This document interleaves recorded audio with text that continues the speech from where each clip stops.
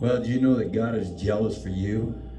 See, for the Lord your God is a consuming fire, a jealous God. Right here, Deuteronomy chapter 4, verse 24. And with the song, how he loves this so. He loves this so. He loves this so. He loves this so. See, understanding God's jealousy. When we hear the word jealous, we often think about insecurity or control, but God's jealousy is not sinful jealousy. It is a holy covenant love, and it is the passionate commitment of a faithful God who refuses to share your heart with idols and sin and lesser loves. And oftentimes, so many people will just forget about God, and won't even take the time to listen to Him. They won't take time to get in His presence. They won't take time to even study His Word and find out all the great things that He has for them.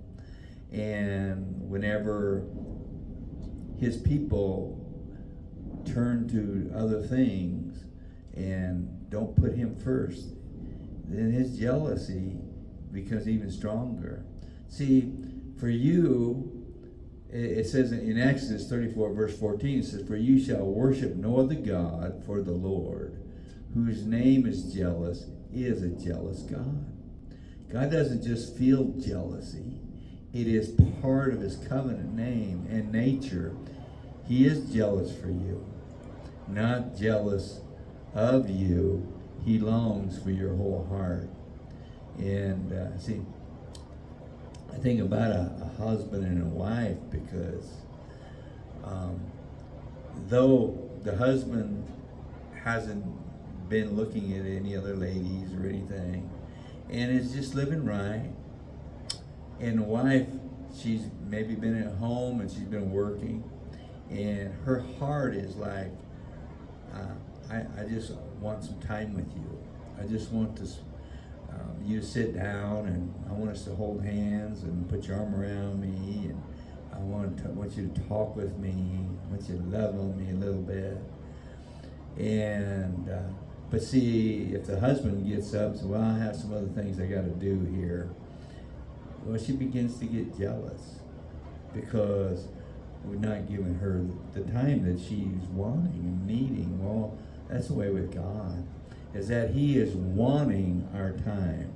He's wanting you and I to just put other things aside and say, okay, this is our time. This is our time. You say, well, I don't have time to go down to church. You don't always have to go down to church. You can do it at home if you will take the time to get in His presence and just tell Him you love Him. I tell Him I love Him all day long. And if there's something I'm doing that is putting Him first, not first, and is not making Him first, then I need to make a correction, because, I just want God to be first in my life all the time, because He's jealous for you. So today I just want to encourage you that if you haven't put God first in your life, or maybe you have, but it's just only here and there and whatnot, discipline your life. Make certain times of the day that this is the time that I am going to go spend with my Heavenly Father. And I'm going to talk to Him. I'm going to also talk to Jesus a little bit, and I'm going to also talk to the Holy Spirit. You know, those three are one. And they all want you to talk to Him. They all want you to say hello. And just tell them that you're thankful that that they are in your life. So today, I want to say a prayer over you. Father, I pray for everyone under my voice. God, that if they haven't been putting you first, God, may they put you first in the things of life. And whenever they begin to put other things first, they'll be reminded and prompted, oh, I need to put God first here. And knowing that it's okay to do these things as long as God is first in their life. We give you the praise and the glory in Jesus' name. Amen. God bless you. So glad you joined me today. See you next time.